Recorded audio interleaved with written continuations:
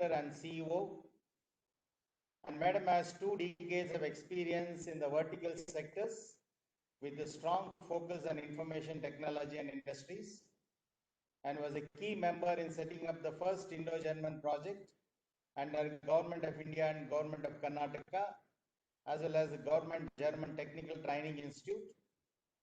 And she is constantly monitoring the students and corporate lads in various disciplines. And nearly 100 plus students have been trained in technical upgradation, and 4,000 plus corporate industrial members mentoring in upskills.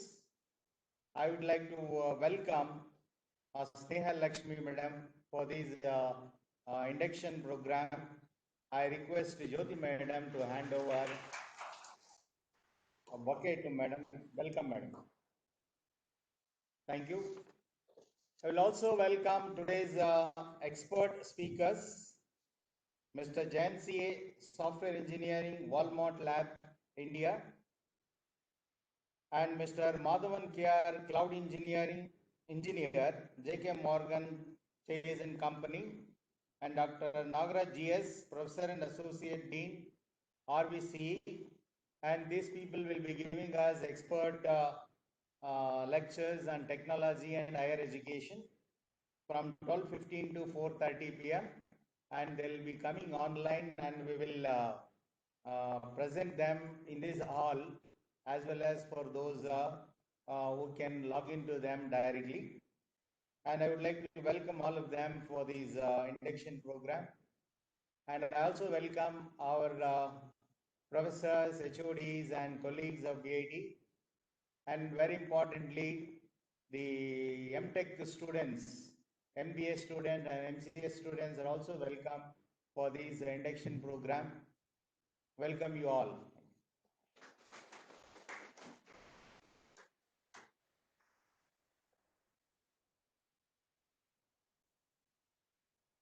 Sir, with that, I request our dignitaries to light the lamp.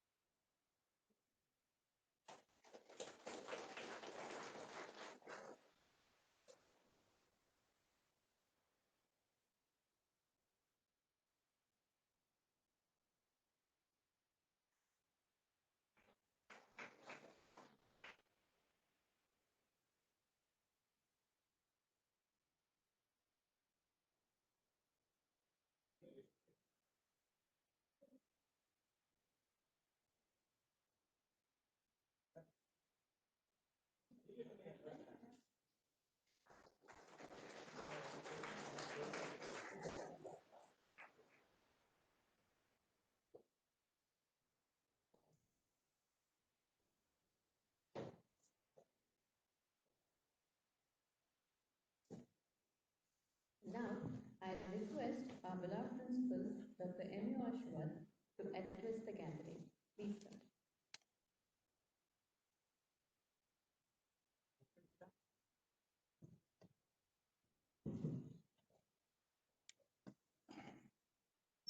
Good morning. Good morning. Okay.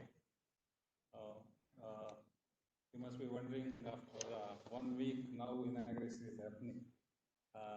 It is not a formality that in the beginning some lecture should be given and do the inauguration. But if you observe from last few years, the All India Council for Technical Education, who is guiding all of us in the education system, has taken very serious note that the graduates coming out from various engineering college portals are not fit or completely fit for the industry. And you must have also read the articles in newspapers and magazines and in various platforms. The experts or the major icons of the industry keep repeating again and again that only about 17%, 20%. Maximum I have heard only about 22%. Only 22% of the graduates are employed. Others are not up to the mark. They are not useless, but they are not up to the mark. They cannot able to take on the job from the day one. And the industry requires graduates and postgraduates who can work from day one and generate revenue for the organization. And if you see all these discussions and based on these discussions and the interactions with these kind of experts, the curriculum is also prepared at various levels. Now, as you know, we have affiliating system to a university, colleges who work as per the guidelines of a university. There are autonomous colleges where they have little flexibility and freedom to prepare their own curriculum. And we have private universities, they are totally independent and they can run the programs and courses as per their requirement and the industry requirement. But one common thing in all these systems, whether it's affiliated system, autonomous, or a university system, private university system I'm talking about, the key content or key point is the curriculum, what we teach to the engineers, whether it is at undergraduate level or at postgraduate. And at the end of it, what is the outcome? And we keep talking about the outcome-based education and the graduate attributes as per the accreditation bodies, whether it is NBA or NAC or any other ABET, any national or international accreditation systems. We keep talking about these accreditations for the colleges and programs. And many of the colleges have been accredited as per these requirements of the accreditation bodies. Where the standards are fixed not only on the national level, but considering the requirements at the international level. And if you see a number of colleges and organizations have been already accredited as per these international systems.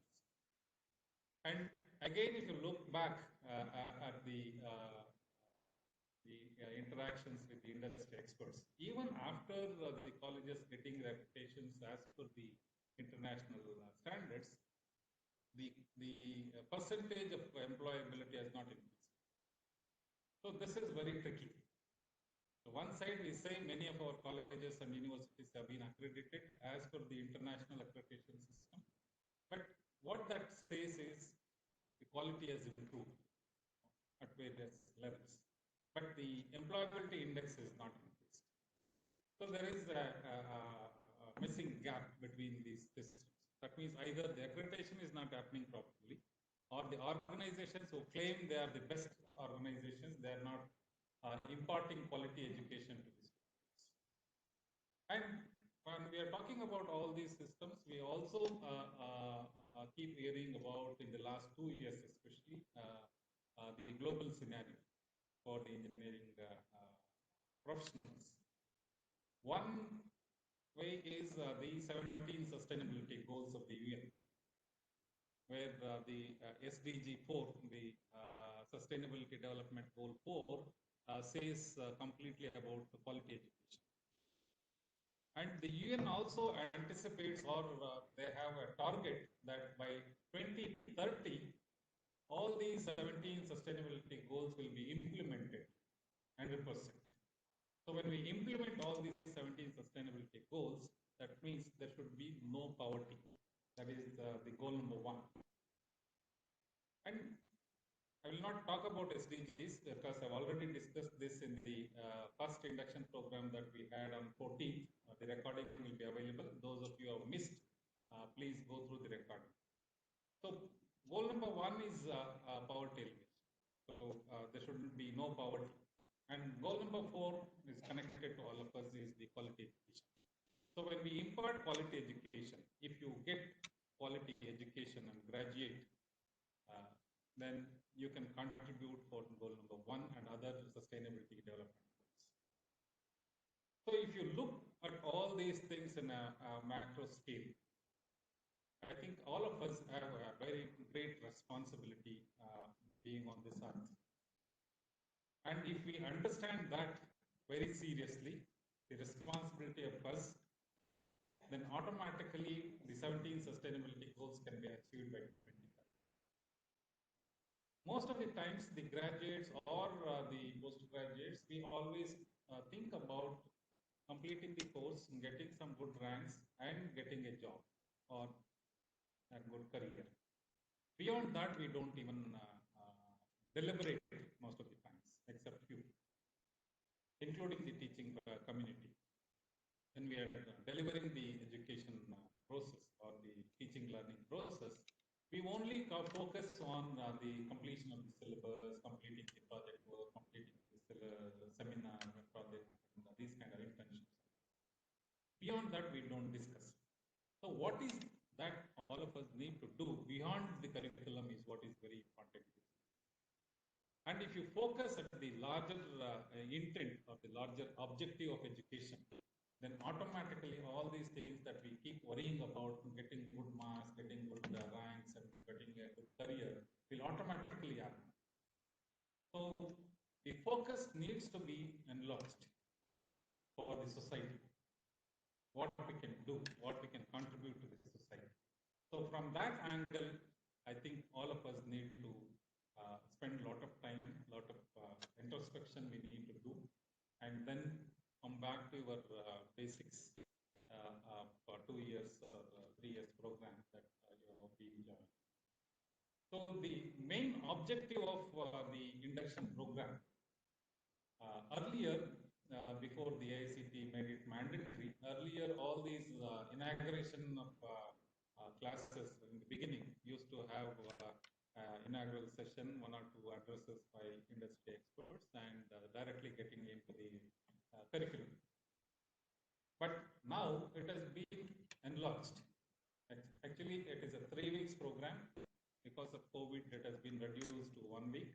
And the intention of this, the separate manual is available on the AICT website. All of you can download. That is mainly focused for the undergraduate induction program. But the same principles will apply to the postgraduation. So the main objective is you have to see the bigger picture, bigger career picture for you, and then work backwards. It is like re-engineering. So unless you know what you need to become after 20 years or after 15 years or after 10 years or after 5 years, whatever is possible from your imagination, think beyond. And then for that, to achieve that, what needs to be done should be worked out backwards. So that is possible only when you are exposed to the complete big picture. So that is the objective of induction program. You have to see what are the opportunities available and, in a career, whether it may be a job or doing on your own or research and development. It can be anything. It is not necessary if you are an engineer, you have to do the engineering job only. It is not so. So your basic bachelor's degree and master's degree should serve as a tool for you to explore your potential. What are you good at? And identifying the strength that you have is very, very essential. And through this induction program and the exposure that you get by interacting with the experts in the induction program, you should be able to achieve or identify what is your strength. And once you know your capabilities, then automatically you can plan. So in civil engineering, I keep talking to my civil engineering friends that unless your mind knows, your eyes will not see. When you look for your career, unless you have the information, you will not be able to appreciate. So you should know first what is available. If I want to see in this is being, if I want to see where the crack is, if it is not functioning properly, my mind should know what a crack is and where it can appear if the structure is not strong. Then automatically my eyes will look at that particular region only and search. So unless your mind knows, you will not be able to see. So this induction program is intended mainly to understand and for you what is available, to give you the exposure. Then you can see what is possible for you. And I'm sure the kind of lectures that they have planned and the earlier programs, you can also go through the induction program lectures organized the previous year and this year, the recordings, not only BIT, any other prominent colleges and prominent experts.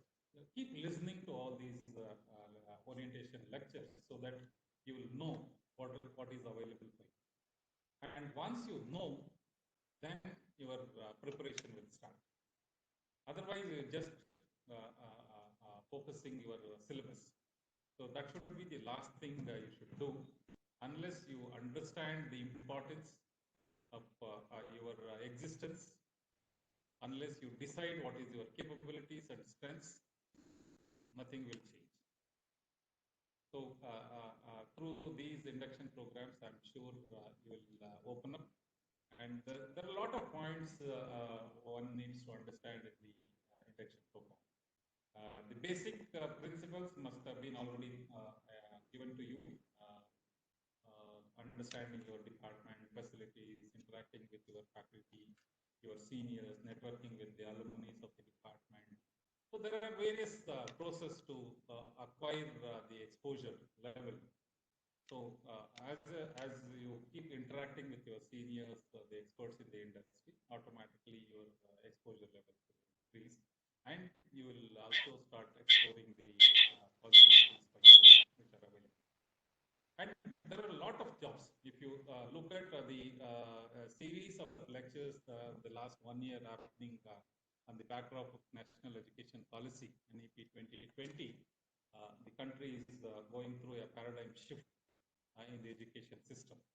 We are not just limiting only engineering. Engineers should also learn and understand the various other education processes that are available.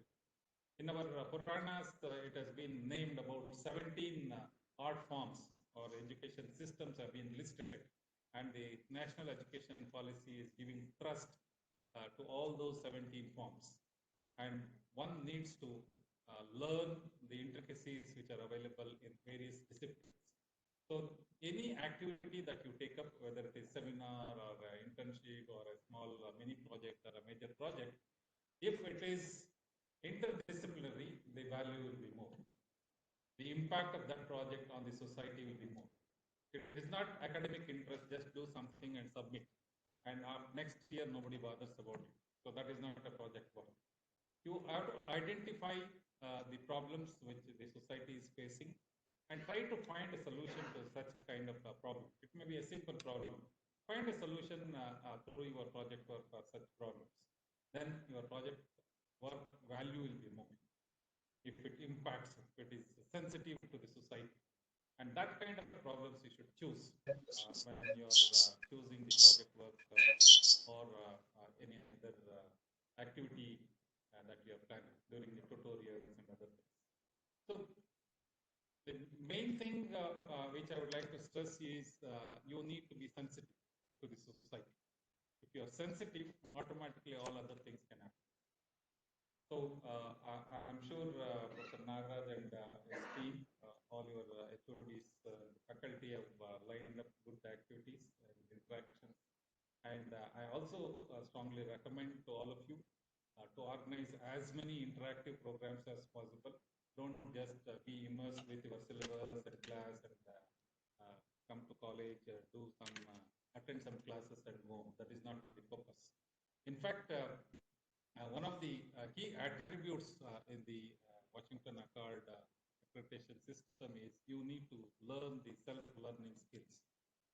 You should be able to learn on your own, because what you learn today may not be relevant to the industry tomorrow.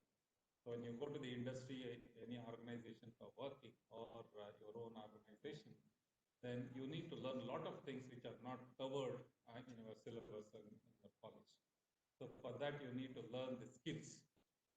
So maybe Madam will talk about the employability requirements, the skills required in any graduate. But all this will basically revolve around the overall personality of an individual.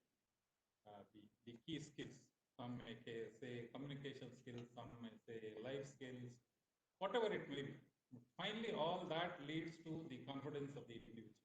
If you are confident about handling your career or yourself, then automatically all other things can be acquired, can be learned. You can learn all these skills which are required.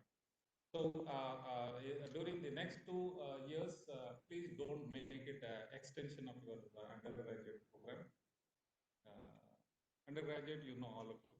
You come to the class, listen to the teachers, they give some assignments, attend classes, submit the assignments, write the exams, and get the degree. If you do that, you'll be wasting 2 years or 3 years, whatever course you are in.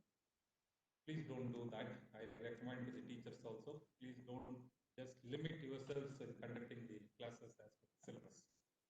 I strongly recommend at least 20 to 30% of the interaction should be with the industry. You can have any kind of interaction with the industry. You invite them, have a discussion, project discussion, or a seminar discussion, or interactions, more mainly interactions, or visit the industry. More and more you interact with the industry, you will be more confident with it. And post-graduation should be different. And if you do all this and more interactions, network with the alumni, this is a 40 years old, 40 plus years old organization. You have a strong network of alumni. Get in touch with them, invite them, 10 years, 15 years, seniors. Definitely you will get all the support you require. Unless you ask, nobody will come on their own and help you. So you should know what to ask. For that you need to know the industry, understand the industry. And the alumni portal is there. You can post, mail, whatever your help you want. And we have also created the social media groups for the alumni. We have active, about 2,000 alumni are active in the social network. People are waiting there. Just they want your interaction with them. And good news, many of our alumni are doing very well. The website of DIT will give some names, and that's not limited. The few people who are news in the last 1 week, one is Prashant Prakash, is from my batch DIT, 83 to 88. And he is now in the central government advisory for startups. He is also chairman of Startup Council for Government of Karnataka.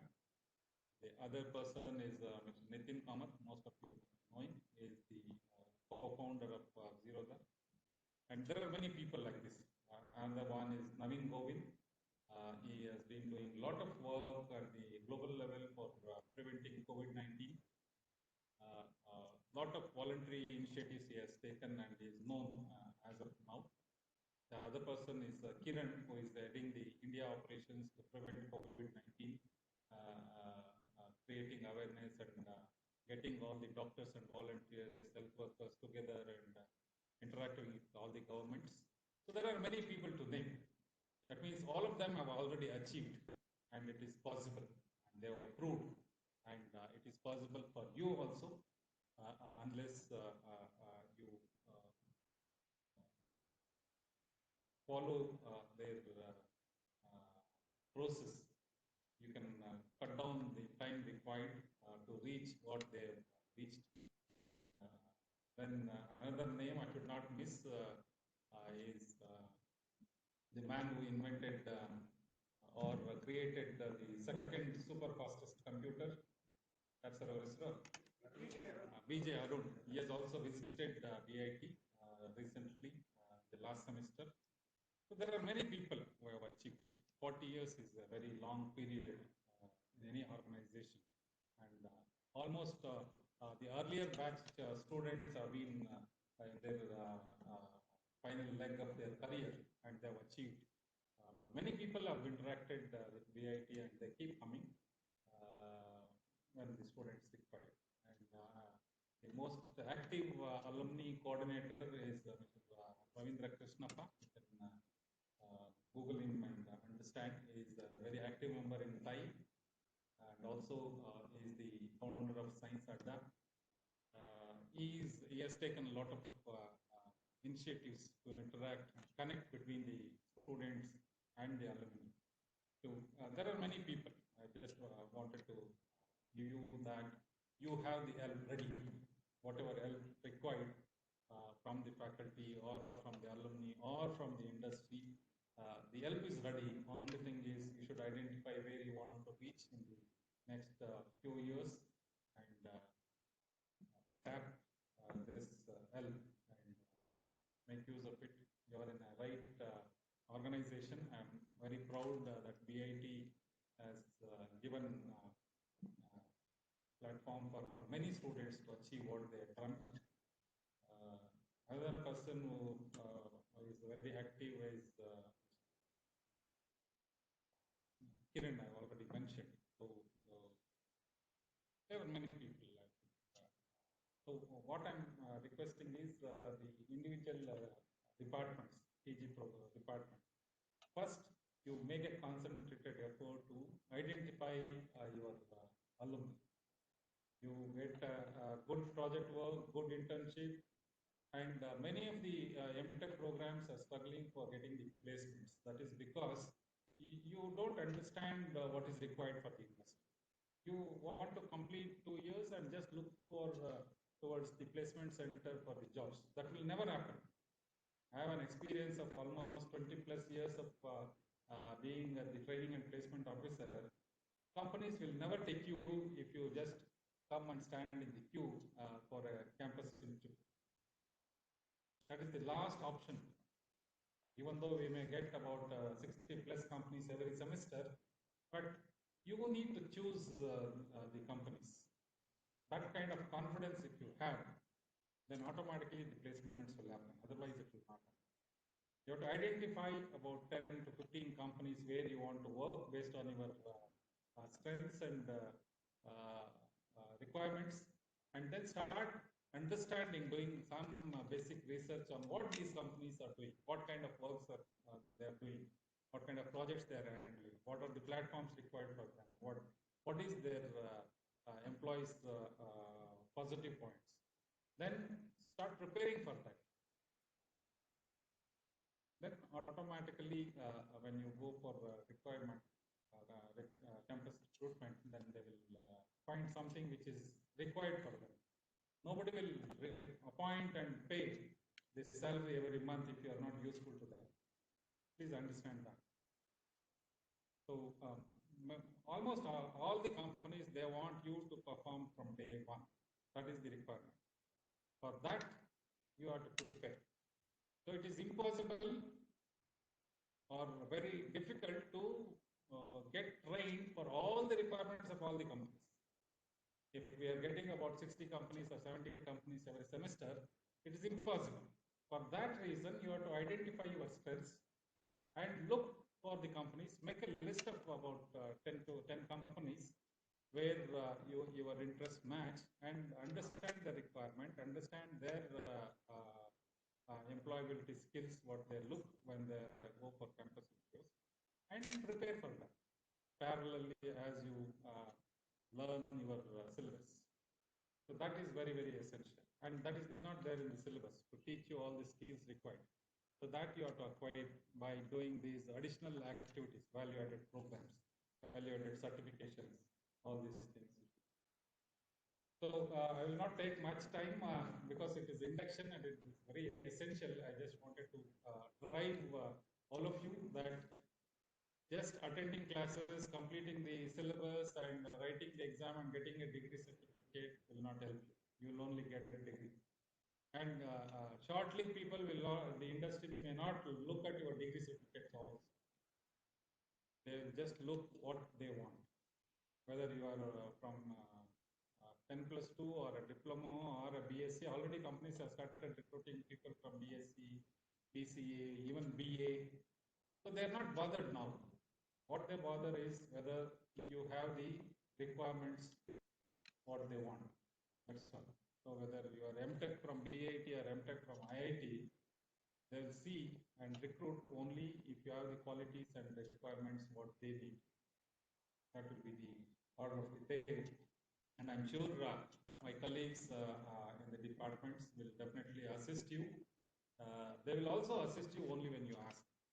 If you don't ask, they will also do their job of completing the syllabus. So I request all of them to take proactive steps, not just limit yourself in completing the syllabus. Organize at least 20% of the sessions from the industry. Organize as many industry visits as possible. Then give lot of projects. The kind of assignments that you give, it should not be very academic in nature. It should be more oriented towards the practical requirement. As you say, live projects, no? That kind of assignments you should give. And there is a lot of scope for startups in the days to come. And since I'm also involved with an SME magazine from the last 15 years, the kind of jobs that generated through SME sector is much more than the major companies like Infosys or TCS. Their numbers are visible, but the number of SMEs that are operating in the country are huge. The top companies you can name, but numerous small and micro companies are there in the country, and the requirements are also huge. The startup companies are, lot of companies are there, and if you work in a smaller company, you will learn a lot of things. You will become more confident to have your own organization in a shorter time. If you work in a major company, most of the times you will be limiting yourself, or your career will be limited to a kind of a data entry operator in an organization on insurance application or some other service application. So actual programming for all of you who are looking towards IT industry, very few will get the programming kind of jobs. Majority will limit into the data operation. So that's why the experts, they say your career will be defined where you work in the earlier stage or earlier phase. The first few years, first 2 to 3 years, wherever you work, will determine your career. You work in a small organization, if you work with a good mentor in the earlier stage of your career, that will decide what kind of a person you will become in your life. So choose the first job, choose the first mentor very carefully. Even if you get a smaller package is fine, but choose carefully where you want to work or spend your time in the earlier part of your career. That will definitely decide. If somebody can stimulate you, if somebody can show you what is your strength in the first 2 years, then nobody can stop you. Otherwise, you just do a job, earn your salary, do your regular livelihood. You will not be a leader or in the industry, or you will not be satisfying professional in the industry. I will not take much time. Thank you very much, and Professor Nagaraj and others will guide you through. And any time in between, I am available for smaller group interactions, whether it is MTech, civil, or mechanical, or IT, MBA, MCA, smaller interactions. You please invite me. We can have a chat in smaller groups. Maybe I'll be useful to you in the next 2 years in shaping your career properly. Thank you very much.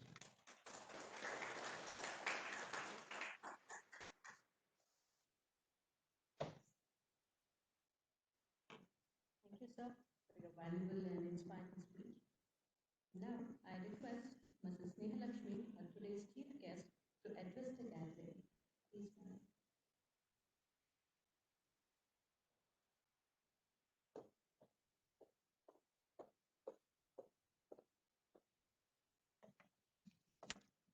Good morning, everyone.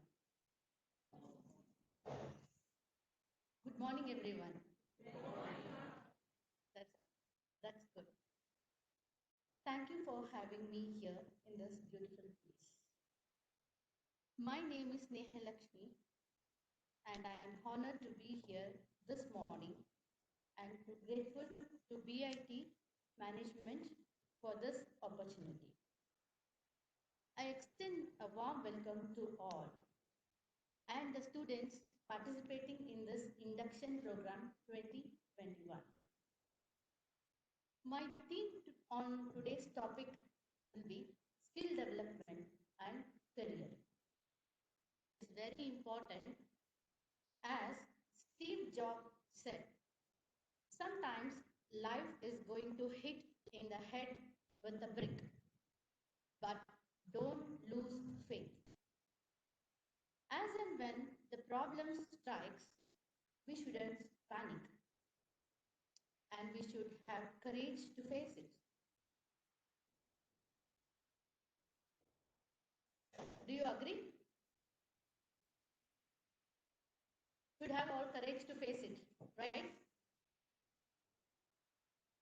Students often enter master degree programs to start a new career in a chosen professional field to expand their knowledge of fields related to their current areas of professional and specialization, to study a field of their passionate and to explore future employment in a related areas.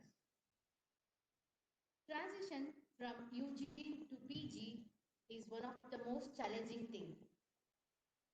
Is it? Right?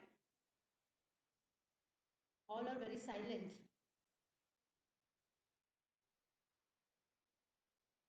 When new students enter an institution, they come with a diverse thoughts, backgrounds, and preparations.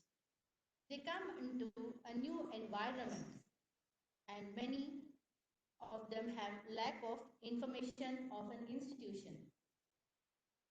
An important task, therefore, is to welcome new students to professional courses and prepare them for the future and for the new role for the industrial requirements.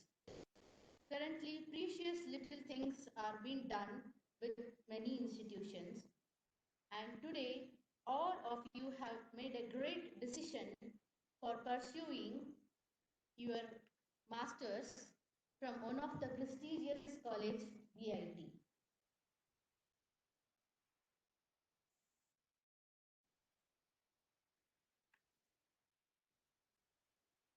Before I begin, let me brief about myself.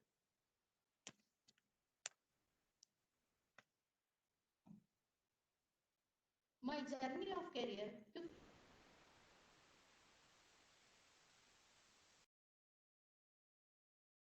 my master's in business masters in international business. I got an opportunity to work for PUS Central Institute of Indian Languages for UGC projects. My interest for corporate world established in the year 2003. By that time, Bangalore was the Silicon Valley of India. I entered into a corporate world with a media company called Jagran Prakashan Limited, starting with various matrix of corporate strategy and traveled across India to understand various socio-economic developments. By then, in the year 2010, Karnataka German Multi-Skill Development Center KGMSDC is a society promoted by Government of India and Karnataka with the technical support of German International Services. Since its inception, I played a key role in that, with an opportunity to be in the inauguration with Dr. Montek Singh Aluwalia, who was the Deputy Chairman of Planning Commission of India and Cabinet Minister for Labour and Employment was Mr. Mallikarjun Kharge sir.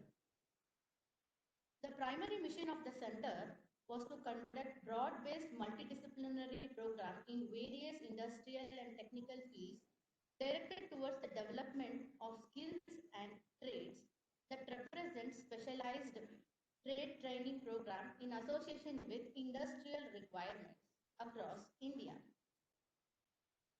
By then, my dream became true in the year 2015 to become an entrepreneur. With the support of my family, I started my institution called Ecclesia Advanced Computer Technology. Throughout my career, I have seen ups and downs, and today I am here right in front of you for sharing my experience. MNCs, companies like Microsoft, Google, and others prefer candidates with an MTech for a job. Pursuing MTech students gives students opportunity to get hired in reputed companies and get good packages as compared to the students getting job after completing their graduations in engineering. This is about my company, Ecclesia. We are in specialization for the, as I told, we identify the industrial requirement and we accordingly we design a project as sir explained. There are a lot of requirement by the industry which has not been identified through our university program, and for upgradation of everyday daily requirements, we specializes by providing experimental and interactive learning solutions through which innovative programs we join hands to anchor facilitators from industry, research organization, and top academic institutions.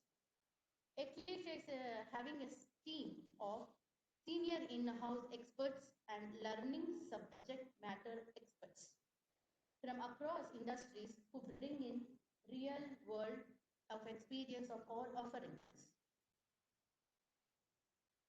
We have been trained almost across India, almost all the type of students with various domains, and with this 10 plus of professional experience in skill development, we are giving a better future with the programs designed in align with the industries, and programs are delivered to the subject matters of experts.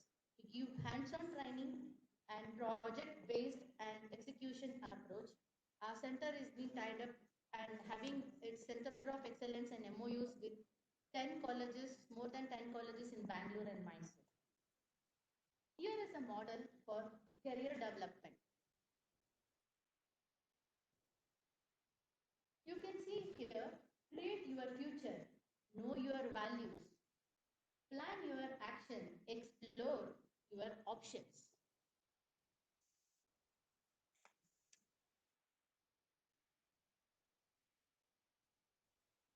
What is create your future? How you can create your future? You have in this fast world, as sir explained you,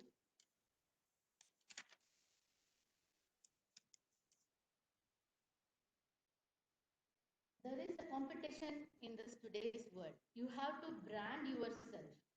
That is personal career branding. You have to brand yourself in the market so that you have to be specialized in the requirement of the industry. You have to have a job search document. You have to always keep a record. What is the requirement of industry? Not after 2 years from today. That is your starting of the induction class. You have to be always updated with the social media and online, where you have to be always in, that is you have to keep in mind that always you should be updated with the technology. You have to prepare your applications for interviews, and you have to keep a good work experience so that your model of career is developed in a better way. Know your values. Always know your values, your interest, strength, personality, and ambition. What is the ambition you have got? What are the strength you have got? Always plan your action. Decision making is important for goal setting. You have to set a goal. Today you have made a decision to take up your master's, start your master's degree here. And after 2 years, as principal sir explained, what is your goal? What I'm going to do after 2 years, you have to start exploring the day one from today. Prioritize the tasks. That is, the task which you have to do, prioritize it. You have to plan your actions and having a test of reality. You have to always explore your options. Industrial trends. What are the industrial new trending technology? What is the requirement of the industry? How am I suitable for that particular job or particular career? How I can build my career? What are the occupational research? What is my education path? And the work environment, the career options. Likewise, you have to always concentrate on your SWOT, SWOT analysis. Everyone are doing your SWOT analysis, right? Before taking up your MTech also, you were taught for a while whether I'm fitting for this job, sorry, for this career. You have all made your SWOT analysis. Can I know why have you taken this MTech? Anyone can answer me? MTech program or master's program? Anyone? Can it be an interaction session, sir?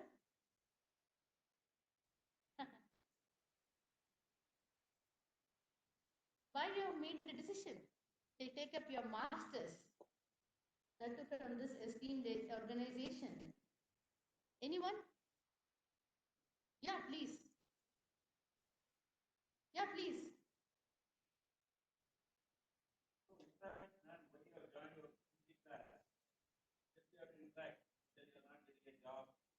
Why you have taken a decision?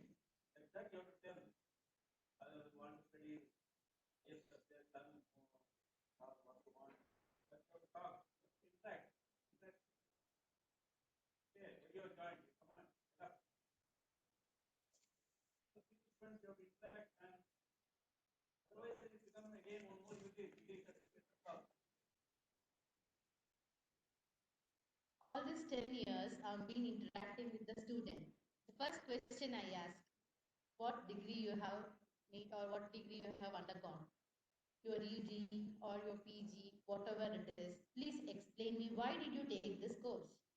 I asked them the first question. What was your marks in the 10th standard? Did you decide in the 10th standard itself that you want to take up your degree or do your engineering, do your doctorate, something like that? Did you decide? That was a planning you have to do. That you did it in the year of your second PUC and you thought that I would be eligible for the degree program and almost you have taken a good decision by doing your engineering that UG program.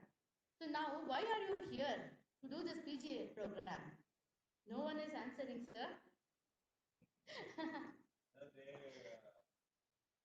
Oral stories, some Yes. of them want a good job in IT company. We will also fetch a good job.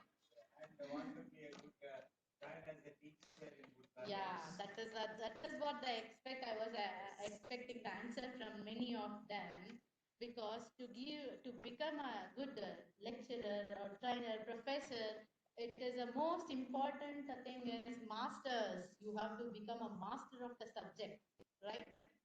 You have to have a hold on the subject. Then only you can start discussing the things with the students.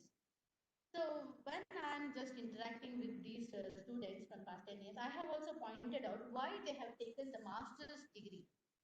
I have some points here. There are some people says they want to start up a new career in a chosen professional field. Minati.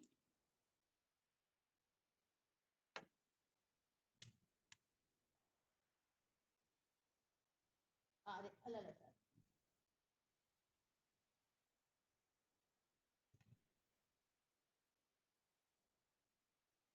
expand their knowledge of fields related to their current areas of professional and specialization. You want to become the expert, right? To expand your knowledge, also you have chosen this field of the current areas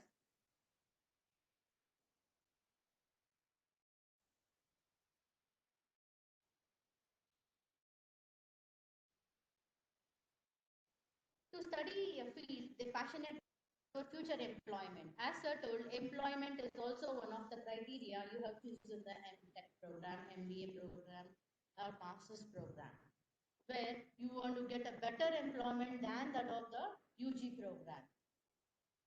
So you have also chosen the master's program to get your passionate about the employment. To improve their relative standing in competitive field and challenging job market. You have to challenge the job market today. As explained also, as discussed, there is a lot of competition in the market.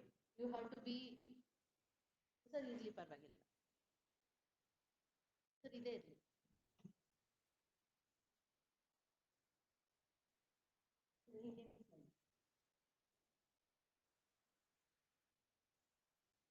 Why to upgrade yourself in this job market? To prepare for entrepreneurial jobs. As there are a lot of startups coming up, there is a requirement of expertise in a specific field of study. To gain access to the professional resources available in India and to recognize and to look into your credibility. So why do you have to upgrade your technical knowledge? Why? Anyone?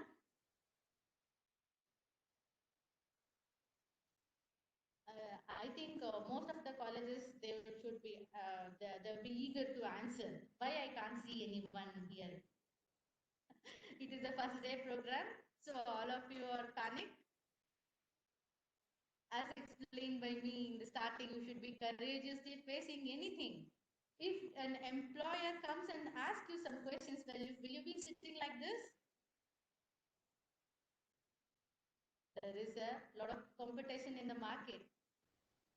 So, why you have to upgrade the technical knowledge? It helps the student to achieve greater results. As MTech programs, master's programs gives you more confident. It gives you more confident.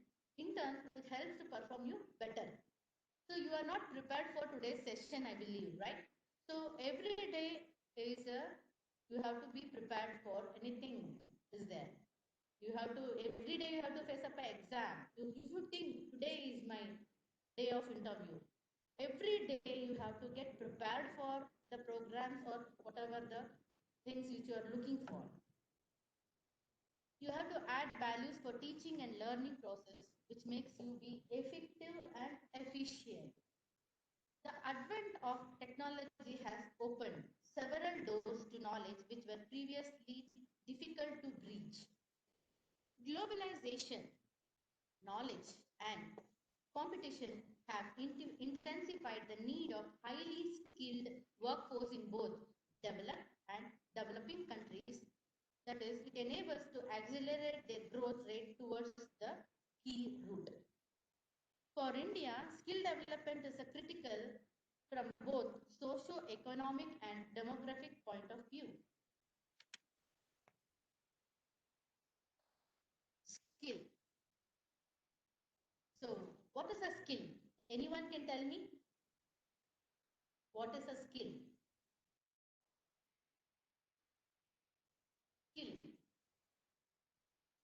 If you are able to get up and tell me also, it is good.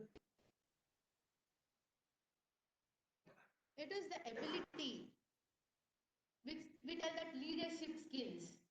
That's what I was looking for here with this master students. You should be having a leadership skill.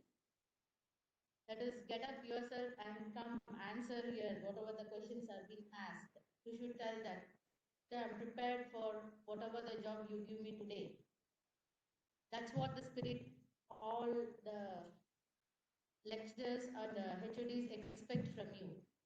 A skill is a learned ability to perform an action which determine result with good execution, often given an amount of time, energy, or both. Skill are given or to be divided into various domains or domain specific skills as well.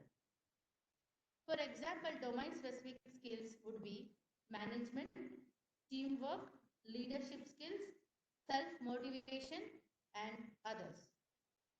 Whereas domain specific skills would be used for certain jobs. Anyone can tell me there are types of skills are there. What are the types of skills? Skills usually for a certain environment, stimuli and situations to access levels of skill being shown and used in your working environment, or it might be your college, wherever it is. The next slide.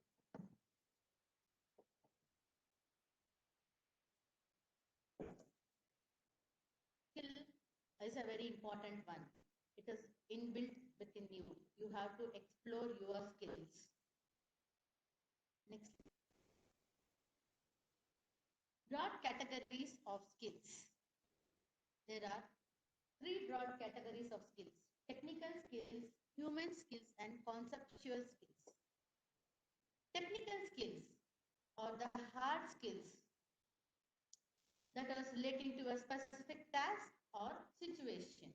It involves both understanding and proficiency in such specific activity that involves methods, process, procedures, and techniques that you learn in your academics, that you are going to learn and already you are learned in your UG programs.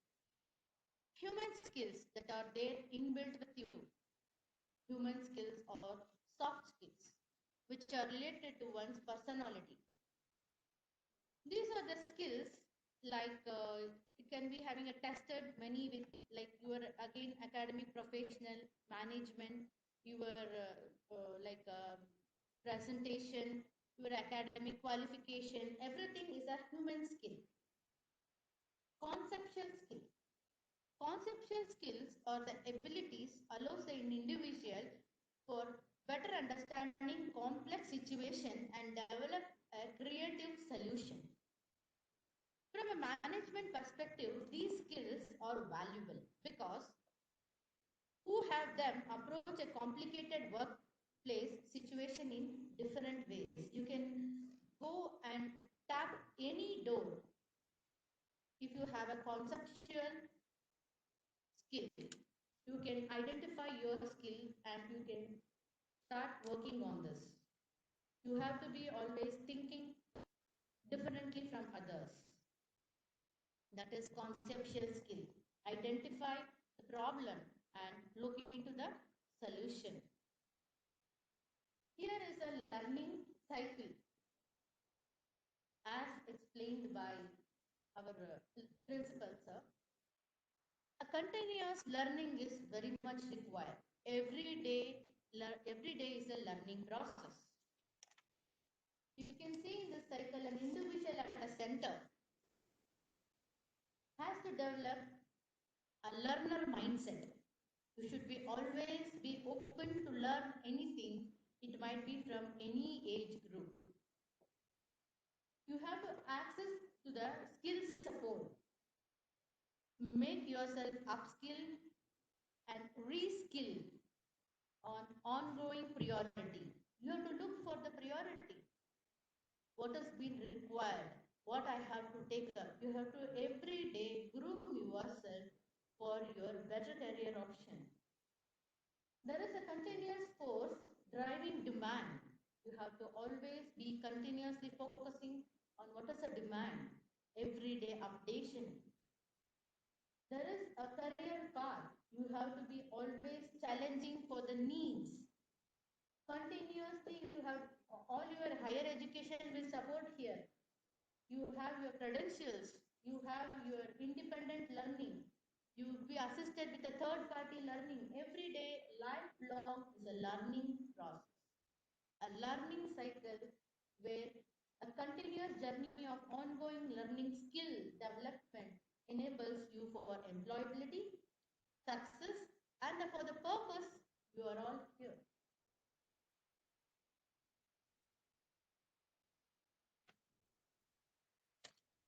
So, there is a mindset.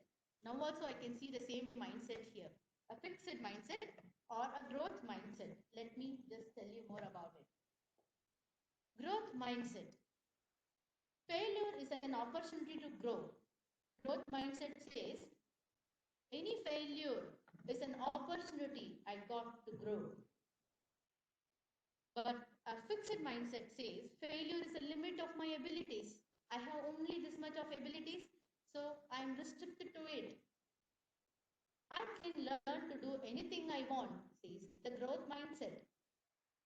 But I'm either good at it or I am not. Fixed mindset. So growth mindset says anything is there, no problem. I can learn. I can learn anything, whatever the time is, whatever the day is, whatever the way is. But you shouldn't be restricting, having a negative mentality to restrict yourself for learning. Challenges help to grow, but fixed mindset says my abilities are unchanging. Challenges helps me to grow. If somebody challenges something, you have to accept it. If somebody says something wrong about you, you have to accept it. You have to tell, yes, this is my problem. I'll do it in a proper way. This is my negative things. I have to change it. That shows the growth mentality or growth mindset. But fixed mindset says my abilities are unchanging. I am adamant. I am being used to this. See, now also after asking so much of questions, I am seeing a fixed mindset here. No, a growth mindset is being should be developed. Growth mindset, my efforts and attitude determine my abilities. I can either do it or not, I can't. A negative mindset will always lead you to a fixed mindset. Think beyond. Think that is always be opportunities are there. You can go look into it. Every day learning process is there. You can just take it out and do so many things. You have to be always open-minded and growth mindset. I like to try new things. New things comes on the way. Every day is a new learning process. Every day you have to learn. But a fixed mindset says, I don't like to be challenged. My potential is predetermined. So this is here. Any questions you have? Almost I explained something about the skill part, learning cycle, and everything. We are always we have been into learning process, and this organization gives you the thing. And in this new particular starting of the induction program, you have been learning many things. Any questions?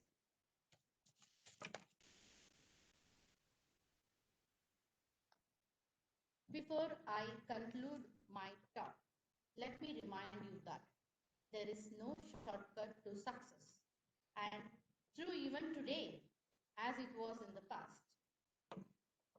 If you have any questions in your mind, requires an elaboration on the something that is like questions or something like that not understood, they may write to me. Thank you very much for honoring me with your presence and attention. I once again thank Principal Dr. Ashwat sir and HODs of the departments. Thank you so much.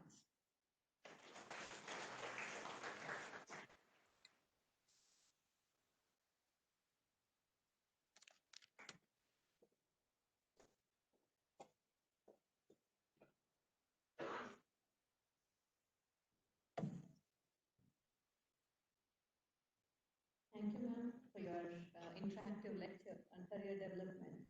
Thank you once again. So now I request Dr. Mahesh HOD, Department of MBA, to render vote of thanks. Please, sir.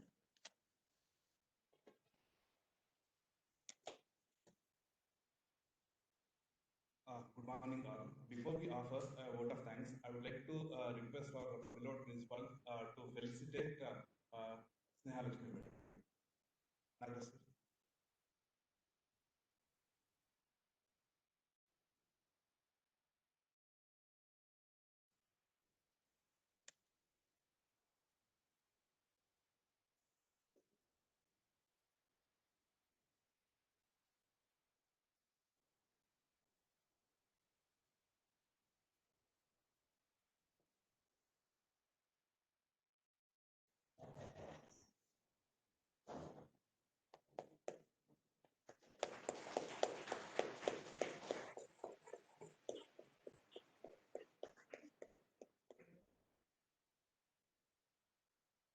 Thank you, sir.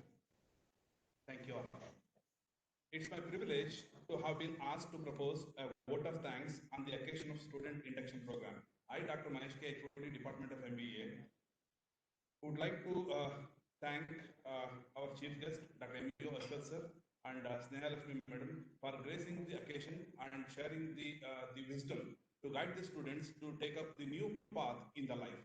So I thank you all the teachers, HODs, and the students for making this event a grand success. Thank you very much.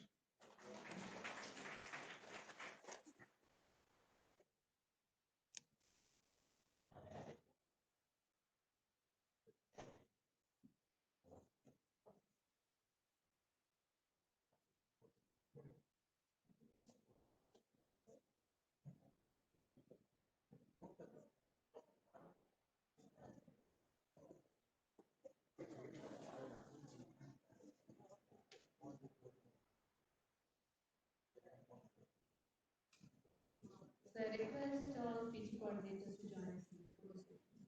All of you sit down. The HODs and PG coordinators.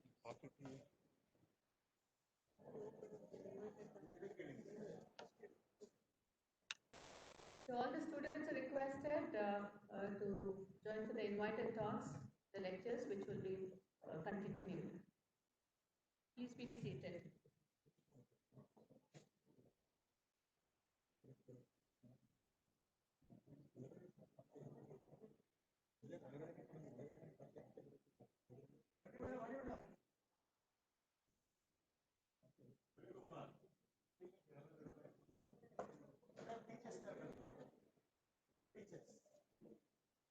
So I request all the teachers also to join the photo session.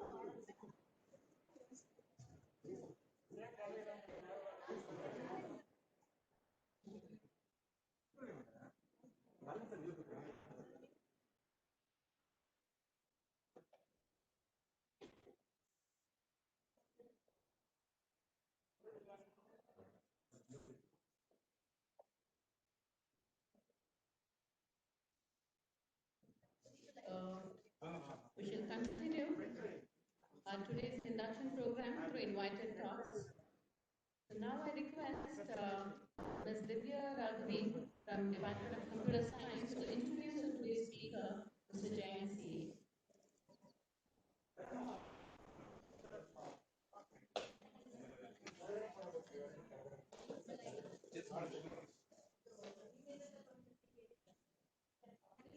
Mr. Jayan CA to the session on my lessons from the IT industry. I will give brief introduction about our speaker. He obtained his BE degree from CSE department during 2001. He is a software engineer by profession with over 8 years of experience in the IT industry, with core expertise in software engineering methodologies and programming in Java, Python, and automation. He is also a public speaker and runs a public lab on weekends. He is working as a software engineer Walmart Labs, India. Thank you, sir, for accepting our invitation. I welcome you back to our VIT platform once again. Over to you, sir.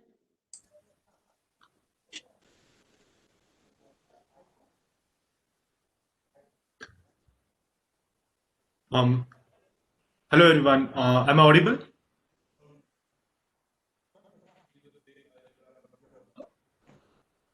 Please let me. Okay, cool. So just give me a minute.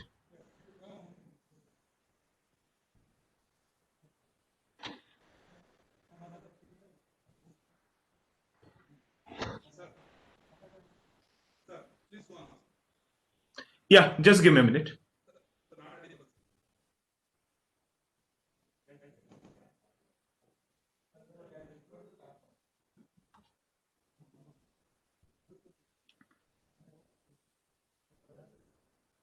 Uh, sorry, just a minute.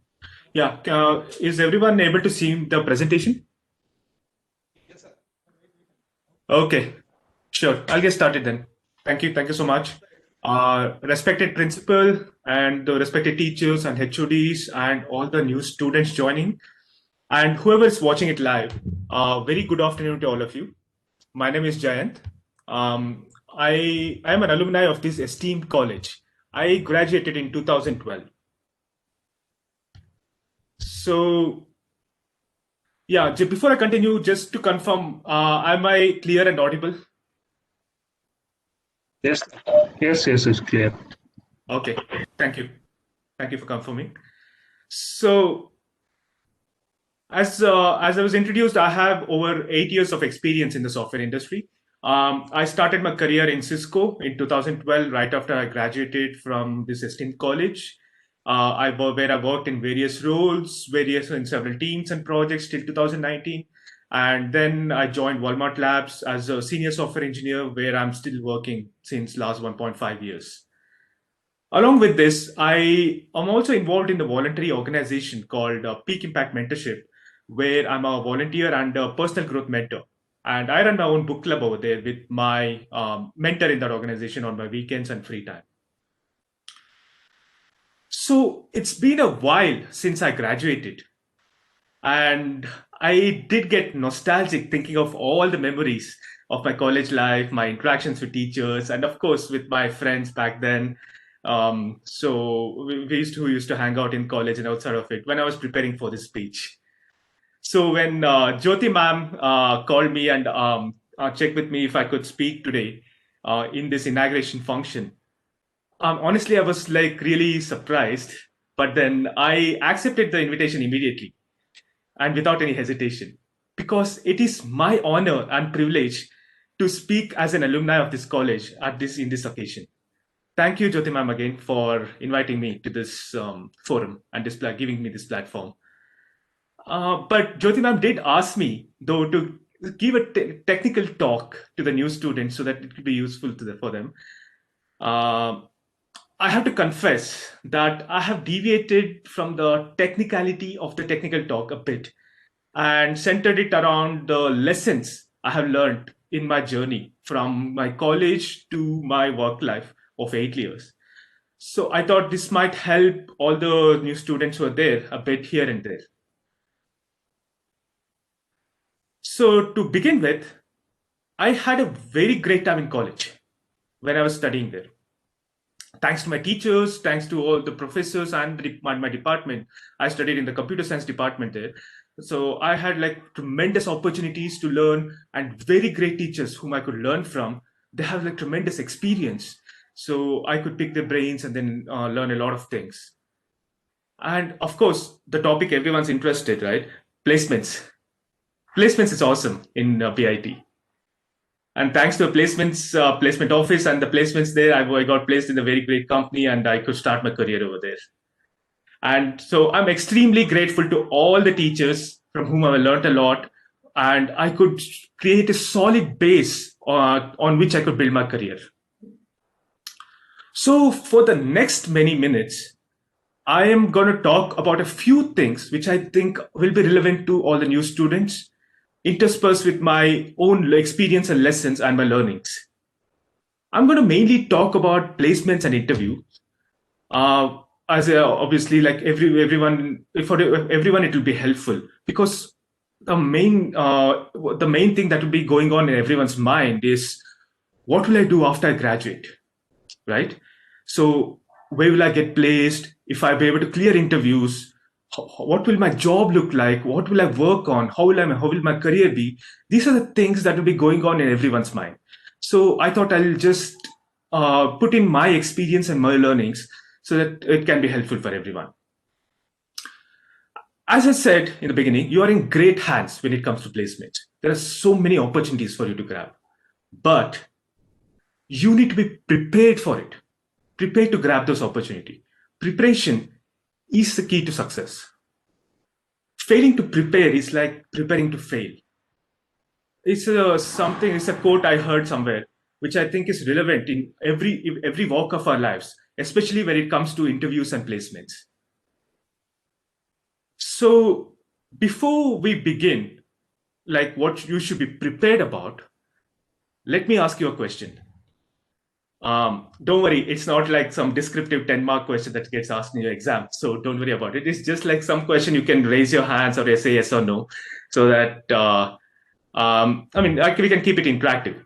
Of course, this is like afternoon already, so I don't want you guys to fall asleep when I'm speaking, and I also don't want to get bored when I'm speaking because I'm remote, and then I don't want to feel like I'm talking to a wall. So if you can just say like, so any question, like I'm going to ask like a few questions here and there. So if you can just raise your hands and say it, like that should be fine. So I'm going to ask you, how many of you know your purpose in life? I know this sounds philosophical, so I assure you it's not. There's a reason I'm asking this question. And I'm not asking like some mystical purpose, like, okay, I want to change the world, I want to save the world. Not that kind of purpose. Something like, how many of you know what you want to do in life, and you know what you should do to achieve that?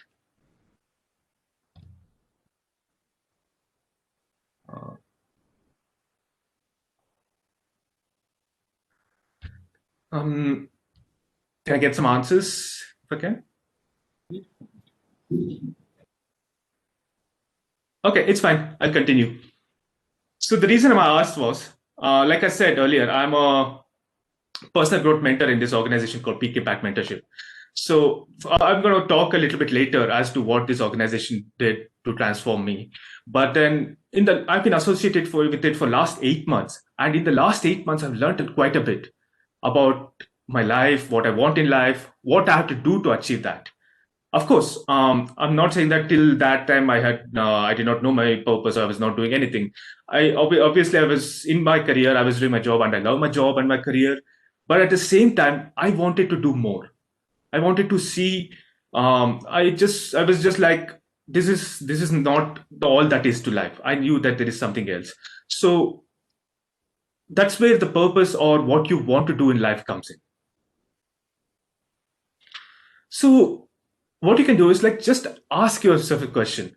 So what if you get a job down the line? Like you're going to go to the real world in a couple of years. What if you get a job and in some time and you start feeling that you need something more, or something like, this is not the right thing for me, or this is not all that is for me. So what are you going to do then? When you have this purpose in mind, when you are clear as to what you want in life, everything, all the actions you take will start giving fruits, and it becomes clear to you. So recently I learned from somewhere, there is a speaker called Tony Robbins. He was talking about this formula called 3S.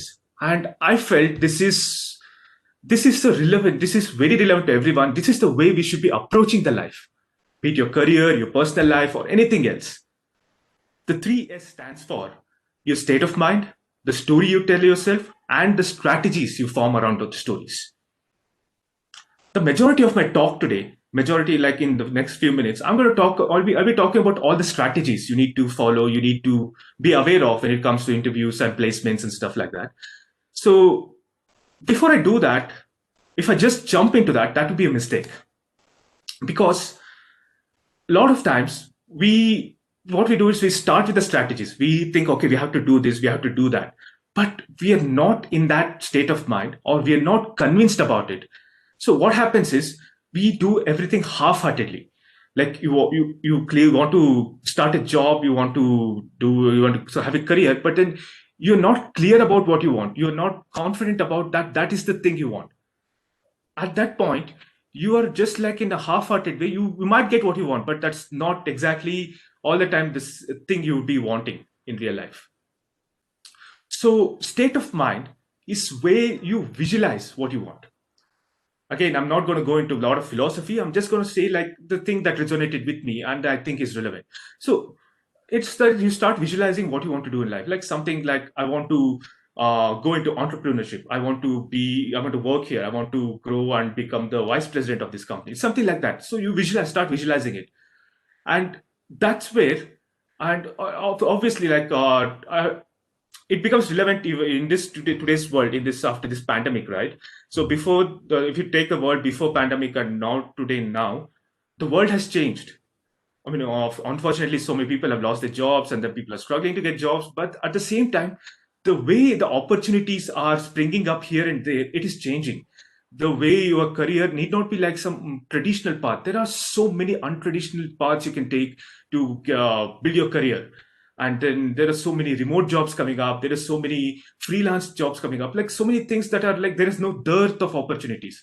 So we need to be clear that so many things are there. We need to be clear what we need to grab onto. Otherwise, like you'll be confused, and then you'll just go ahead with something that's there in front of you. So that's where your state of mind comes in. You need to be in the clear state of mind, and then you need to be clear on that. Once you're clear on that, you need to that next part is the story you tell. The story you tell is to build that confidence in yourself that you can do it. I mean, obviously, it is. I mean, for me, like if I take it is easy to visualize that I'll be a CEO of a company in some day. But then if I don't have the confidence that I'll be able to do it, it will just be a wish in my mind. It's just like some daydreaming I'll be doing, right? I'm not taking myself seriously. So this story you tell yourself is where you start taking yourself seriously. You want to clear this interview, you want to join this company, you want to get this offer. You need to be clear that you're going to do it. You are capable of doing it. That's where the story comes into picture. And once you are confident, you tell yourself and you get confident about it, then you come to the strategies, what you have to do to achieve that. That's where I'm going to concentrate most of my talk around. So yeah. So today, as I said, like it will be relevant to the placements and interviews. So let's start by listing the main things you need to be prepared about for any like placements or interviews you want to clear. According to me, and from my experience, there are three main things: industry trends, communication skills, and your core subject knowledge. And of course, there are interview nuances which you need to be aware of, which I'm going to talk about a bit, like again from my experience. So let's start with the industry trends. Like I said, I graduated in 2012. That's like over 8 years back. And the world was a different place back then. So many things were different. Just to give you a perspective, Instagram, we all know Instagram, right? We're all on Instagram. We just keep posting pictures, tagging people, and then sharing things. That's like the most famous social media platform right now. This was still in its infancy in 2012, and not many people were using it. I mean, just imagine a world where people were not using Instagram. That was the world in 2012. And same goes with WhatsApp. I mean, it is causing so much like headache to everyone, right? With its data policy change, this and everything. Like people are worried about it because their entire life, all the communication, most of the communication happens through WhatsApp. Like they have added all their contacts, everything is on WhatsApp. And even some people even do business on WhatsApp, right? Again, back in 2012, WhatsApp was just new and very few people were using it. Even me, I had WhatsApp on my phone, but I could not use it because most of my friends were not on WhatsApp. So yeah, I had to, I mean, back then, I don't know how many of you will be able to relate to it, But then there was this SMS packs that used to be there, 100 SMS per day and then 150 SMS. I used to go in search of those so that like I could just save money when I'm sending SMS and then text messages. I mean, literally changed like 6 numbers just to get like these SMS packs, free SMSs back then. So that was the world back then.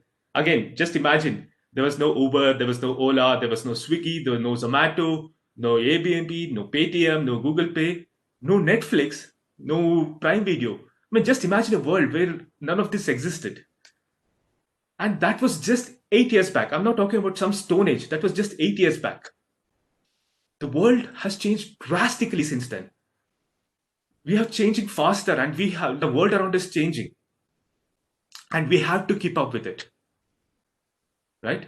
And speaking from my experience in the software industry, the tech industry is changing the fastest. The products that are popular today, that are being used by everyone, might not even exist 2 years down the line. And the products which don't even exist today, like someone is working on it in their garage, doing a proof of concept, everything, that might just pick up in a flash and go IPO in like 2 years or 3 years and make millions of dollars. That's how the industry is. It's so volatile, so fast-paced. We have to keep up with it. And a lot of things, as I'm saying, that I'm talking from my experience and relevance to the computer industry. So I apologize if some of you are not able to relate to it. But then, yeah, this is from my experience.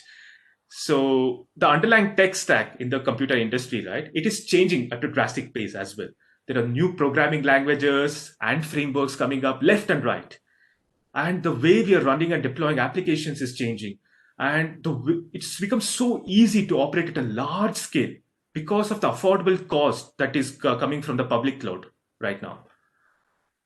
So as a student, who's starting his course right now, you might ask me, how any of this is relevant? Why should we keep up with industry trends?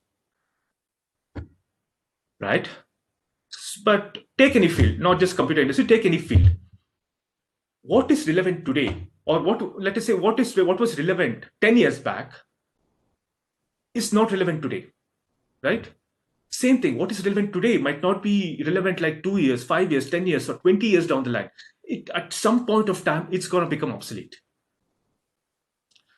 So as an engineer who goes into the real world, if you're not aware of where the new technology or your industry which you're working in is moving towards, is headed, you will fall behind your peers. And you won't be able to make any difference in the world. Like if you want to make any difference to the world, you won't be able to make it because you're not even aware what is the new thing and how people are using it, right? So for example, if I take how many of you I don't know how many of you use Orkut. So if I go and build something like Orkut today, that was famous like 15 years back. So if I build something like Orkut today, can I expect people to get onto it and start using it? Absolutely not. Obviously, there are so many new things that have come up, so many better ways to connect to people, so many social media networks. Why will someone use it that's obsolete? Right? Exactly. If you're not keeping up, if you don't know what's new, you're going to be stuck in something that's obsolete. So let us say you want to build something that is, let us say build an application, and you're not aware of what is the tech stack that is available, new tech stack, new thing that makes it easy to build that application. There's so many things that are available that makes you build and run an application in like 5 minutes, something like that. If you're not aware of it, you will be building everything from the scratch. You'll be spending months together on it, right? And same thing happens if you're going into if you want to become a software developer. Anyone can become a software developer, not just computer science students. Today, there's no restriction. There's so many resources, which I'll talk later on, that are available for enabling anyone to get into coding and then software and everything like that, right? So if you're going into software world and start doing Perl scripting or COBOL, for example, what's going to happen? I mean, there's nothing wrong actually to use those languages. I'm not saying that there's something wrong with it. I'm just saying that you are wasting your time investing on something that's no longer relevant in the modern world. There are so many better programming languages suited for various purposes, better frameworks, better tech stacks, and better hosting services, which are improving by the day, And if you're not aware of any of these, being in the industry, you're putting yourself in a disadvantage, at a disadvantage. Also, knowing what products, like it might be in any field, any industry actually, knowing what products are new and then the latest one, and how successful companies that are building these products are building them, implementing them, it gives you a fair idea. Like if you're trying to build your own product, build something, it gives you a fair idea how do you start on it, how do you go about it. Otherwise, you will have no idea where to start. So back in 2010, there was this movie that got released, Social Network. Again, it's like 10 years back, so I don't know how many people would have watched it. But then this was a movie that inspired me. That actually motivated me. That after I watched it, I was like, okay, I have to build something. Obviously, I was studying computer science at the time. I was like, okay, I want to build something. And this motivation lasted like 2 days. And afterwards, it just like died down and the idea went off. Now, when I'm thinking back on that, I'm just thinking if I could have built something back then. Now, with all the experience and then looking back on myself, my past, I can confidently say that I could not have built anything. The reason being, I was not following any industry trends. I had no idea how to build an application, and I had no idea what technologies to use, right? So if I knew where to start, maybe I could have built something that would have become famous or would have failed. At least I would have, no, I would have been able to say I built something. Most of us are like that. We want to create something, we get inspired by it. We get inspired to create something. Then we don't know where to start. So we procrastinate. We procrastinate so long, this inspiration will go off and the idea just goes away. Right? So, and we give up. So the thing we have to keep in mind is that inspiration or motivation does not last forever, does not stay forever. They have to be sustained by taking action and getting small wins, like by taking action, so that we get more inspired and more motivated to do more things. So how do we start taking this action? This is where, as students, caring about industry trends come into picture. Developing interest in how products are implemented, what new technology made it possible, who is using this new technology, and is this the next big thing in your industry? Is it worth investing your time and effort to learn this new technology? All these questions you need to start asking yourself. By asking these questions, you're giving yourself a mindset. I was talking about the mindset, right? You're giving yourself the mindset, and that will enable you to form strategies as to what you want to do in the future. So by asking these questions, you're giving yourself an advantage at every stage of your career, not just right now, not to clear the interview. Interview is just the beginning. Like at every stage of your career, if you have this questioning ability or this mindset, like when you get inquisitive about new things, it helps you in every stage of your career. Like let's say you try to solve a complex situation down the line in your career when you become a senior professional. If you know what is the new technology out there that can help you out to solve the problem, you are at a huge advantage. It's as simple as that. And from a placement point of view, obviously it gives you an edge because it enables you to think outside the box for any question that's asked in the interview. Right? Unfortunately, I realized it very late in my career about this fact.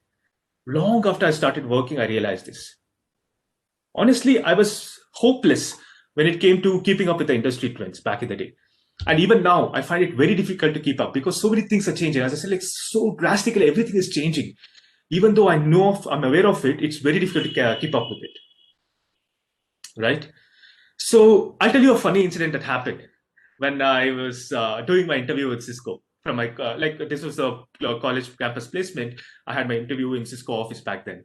So Cisco is the company I started my career with. And as I said, I was like hopeless in keeping up with the industry trends. I go into Cisco interview and I have no idea what Cisco does. Right? I mean, I had no idea what Cisco was an industry leader of at that time. And I'm attending the interview. I clear all the tech interviews. I go into the last round where the interviewer asked me, "Tell me what you know about Cisco." I mean, funnily enough, I was blank for a while because I was foolish enough not to at least research a bit about the company I'm interviewing with. First of all, second, I was not following what Cisco is doing in the industry. So I only thing I knew about Cisco was a networking company because that was there in the email, the placement email that I got from the placement office. So I told Cisco is like a leader of networking, computer networking. And then I went blank, looking here, around here and there. I mean, I was hoping for answers to appear out of thin air, I think. So just after that, I see this IP phone, Cisco IP phone right in front of me on the desk. And I did not know that was an IP phone. I just know that his phone. Then I told him like Cisco also manufactures phones like this. So that was the only knowledge I had about Cisco. And the interviewer, I looked at the interviewer and the interviewer looked at me. I think he realized that I don't know anything about Cisco. So he only started explaining what Cisco does and what they're into and what are the things they're working on, what are the future roadmap and all these things he started talking about. I was really embarrassed sitting over there. I was scared that I lose that offer just because I goofed up on this simple trivial thing. Luckily, it did not affect me negatively. I got the offer and I started working there. But as it happens, I did not learn my lesson. Right, 3 years down the line, and I get stuck in my career.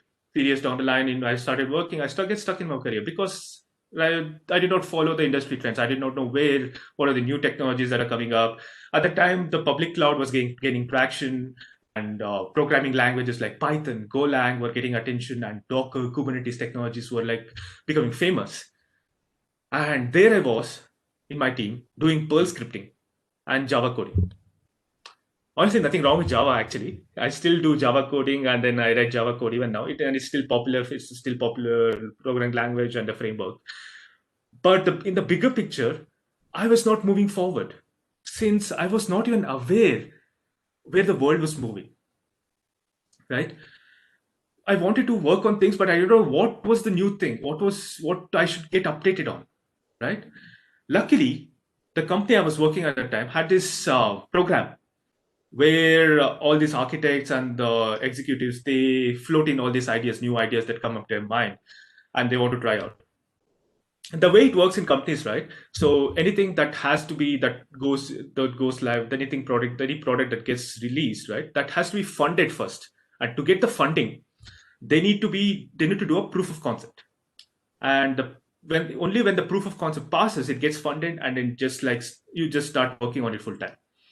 So the proof of concept is usually done in people's free time, like after they work or whenever they get time, they'll do it just to show it to the leadership and they get the approval, right? So this program was for that. People floated ideas and they were looking for people from various teams who could work on it in their free time and do the POC.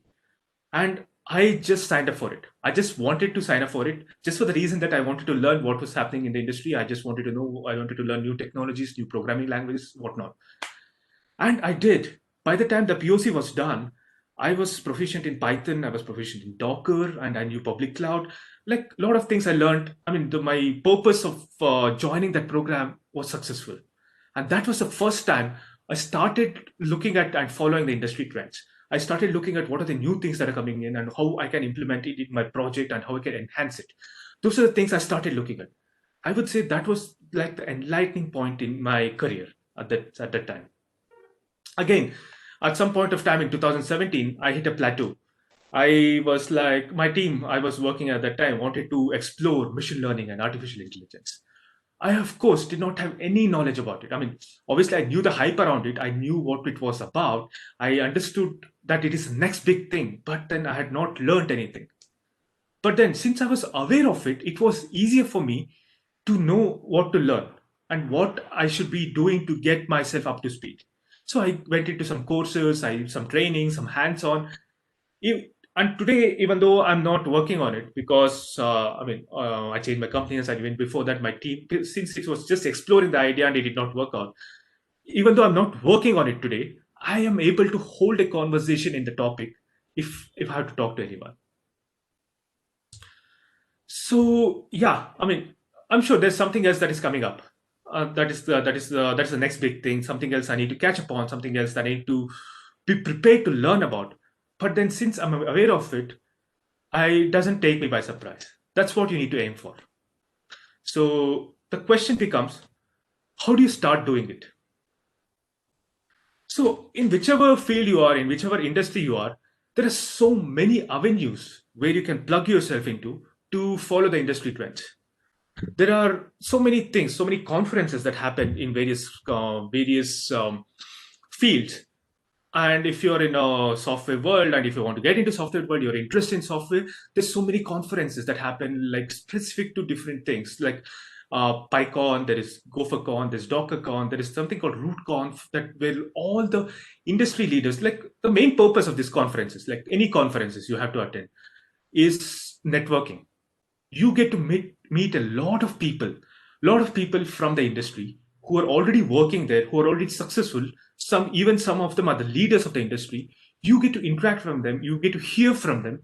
You get to pick their brains. You get to get their ideas as to what is the next big thing, so that like you are prepared and you get like exposure to it. I mean, as students, you even get student discounts for attending these conferences. So I would highly recommend, if you get a chance, whenever you get a chance, you need to go and attend these, so that like you are in sync with the industry and you know what you're getting into. And the next avenue is like the meetups. There is this website, if you're not aware of, it's called meetup.com.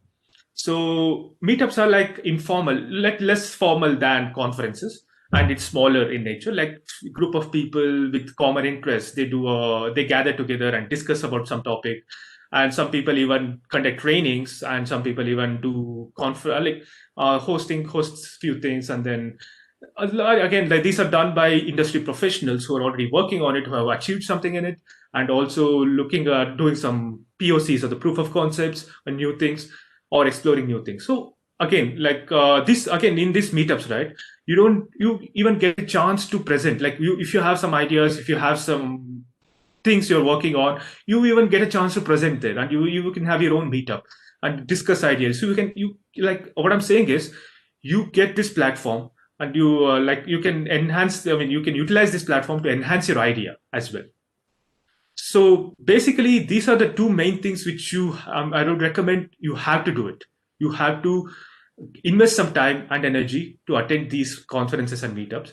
Along with that, you can also follow the blogs, you can follow the YouTube channels of all the tech leaders. I mean, you can follow the blogs of tech leaders on LinkedIn. LinkedIn has this option to follow these leaders. So whenever they put a blog, they put a blog post, you will get notified, and you will be able to read about it and know what's happening in the industry. So yeah, and knowing the trends, right? Like knowing the trends, as I said, it gives you a huge advantage in your career. So next thing I'm going to talk about is communication skills.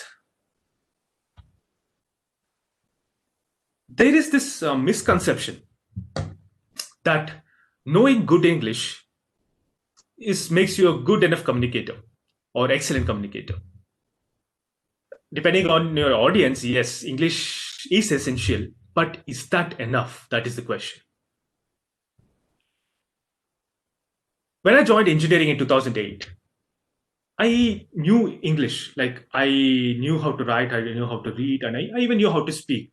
I used to write a lot in my college and school days. So I knew reading and writing English, and I was quite proficient in it. But then my spoken English was mediocre at best. I had difficulties in holding conversations in English at that time. So if let's say if I spoke one sentence in English, I would be so overwhelmed that the next sentence will be in broken English. It was like that. On top of that, I was an introvert. I mean, that's a very bad combination. Being an introvert, people thought I was silent. And even when I had to speak something, if I had to talk in English, I had so much difficulties. So how did I overcome this? One thing I did was I consciously made an effort to speak in English, converse in English wherever I can. That is. I'm going to talk a little later. That is the only way you can improve anything: practice and action. Okay. So I started conversing in English wherever I can. I also started thinking in English. So what happens? Like, let us say all of us, right? For all of us, English is the second language. Like, our mother tongues are different. Our mother tongue is not English. So, as a habit, you all think in our mother tongue, and when we have to speak in English, in our mind we translate it into English and then speak. Most of the people will be able to do it easily, out of habit again. But then I had some difficulties with that. I had difficulties in maintaining that fluency when I did that. So I made it a point to think as well in English. That actually helped improve my English drastically. But did I become a very good communicator because of that? And that is that, and I would say not so much. And that was my question. And that was what I was talking about. Knowing English is not enough to be called a good communicator. English is just a language, like any other language. And due to globalization and the world around us and world's insistence to use English as a link language, we are required to learn it and speak it, right? And especially in the industry today, English is relevant. And knowing sufficient English, good English, might even land you a job if depending on your subject knowledge, like it did for me. But to succeed and move up in your career once you get the job, you need to be good at communication. You need to have excellent communication skills. I will not go into what good communication is. Like, I will not go into what you should be doing and what should not be doing when you're actually communicating. But the basic thing you need to understand in a good communication is that you need to have self confidence. Confidence that you will be able to communicate or convey your message, whatever you want to say, to the other person you're communicating with. And that is what communication is all about. It's not about like having impeccable English or like very good English. It's just like you have to convey your point to the other person. That's all. So looking back again on my own personal story, I lacked this confidence.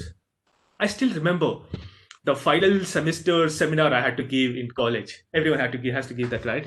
In the 8th semester. So I had to give this seminar. And the previous night, I could not sleep well. I was so scared thinking about standing on stage and speaking the next day. I could not sleep the previous night. That's so much stage fear I had. So I think I had to speak for like 5 minutes. I don't remember exactly, but then those minutes I was on the stage felt forever. I was shivering. I was like, I was scared that I'll miss something. I'll miss saying something or miss saying something. So I just ran through my content, whatever content I had, and just like I was so relieved to get off the stage. That was the state of mind I was in. No way was I near to be called a good, or even I was not even an average communicator at that time. So did that change after I started working? No, I would say no. People have this misconception that once they start working, their communication skills and the presentation skills automatically pick up. That was not the case, and that is not the case at all. That's a pure misconception. I was still a nervous wreck when I had to present something or speak in front of people. I was like scared to do that. And every time this happened, every time I had to present, I used to be this. And then I used to think, okay, next time I'll be confident. Because I have this experience, I'll be confident. But the thing is, I was not working on my communication skills. I was just like preparing my content and then reading it out or speaking it out, right? So, but it was even the next time it was the same case. At that time, I had no idea why. I was like, what was this happening and everything, all these things, right? I did not realize the basic thing, the confidence that I'll be able to communicate well was missing in me. And I wanted to just tell the content rather than I was not concentrating on how I'm saying it or if I'm able to convey the message to other person. So frankly, it was the case till last June. So 2020 June, it was the same story. Then I got involved with this organization which I talked about called Peak Impact Mentorship. Initially as part of a book club, and then into a personal growth club, and now I'm running my own book club there. So this is where I started working on my personal growth, my communication skills, my public speaking skills, and it actually drastically improved my communication skills. And the person you are seeing today, the way I'm speaking today, even this much, I would not have been able to speak like 8 months or 9 months back. But I would say I'm still learning. I'm not like where I want to be. I've not reached that level yet. So one thing is there is no end to learning. I believe learning is endless. Anything, in anything for that matter, not just like communication skills or a subject matter or anything. For anything, your life is about learning and implementing it in your life. And one thing I've learned from my experience is that if you want to improve your communication skills, you cannot improve it by just thinking about it. You need to do it by action. You need to put your communication skills into practice. Having a good association is a start, because you cannot communicate alone. You cannot speak alone. To develop your communication skills, to develop your speaking ability, you need other people, right? You need feedback. You need feedback which you can inculcate and then improve your skills. So you need to have a good association to begin with. And then you need to work hard on your skills so that it will improve. That will be a next step.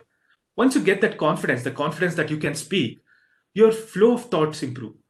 You get that calmness, and then your flow of thoughts improve. And whatever language you're speaking in, it might be English, Kannada, Hindi, Malayalam, whatever, it automatically picks up. Your vocabulary improves, and then you don't need to struggle to improve in a language like I did. Once your flow of thought improves, everything else improves automatically. But I would say, even though you need not, again, coming back to English, you need not learn English like you need not have the GRE level English or something like that. Operating level English is enough to make a name for yourself in a career, to grow in your career, and even reach the highest level. I mean, just look around all the country leaders, right?